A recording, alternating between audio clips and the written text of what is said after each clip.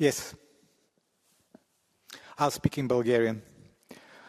Госпожо Калас, в Европейския съюз има държави, които казват да, още преди да са чули какво ги питат от Вашингтон.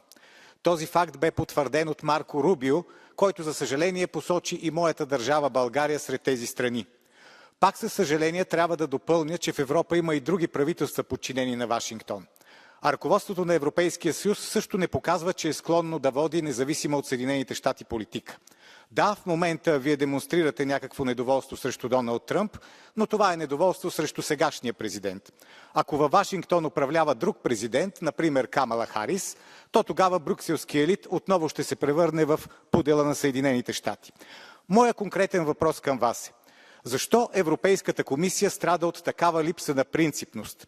Не реагирахте, не осъдихте отвличането на законно избрания венецуелски президент Николас Мадуро, не реагирахте на абсолютно незаконните атаки на американските и израелските сили срещу Иран. Как Европейската комисия и кога Европейската комисия ще прояви повече смелост и повече принципност? Благодаря ви.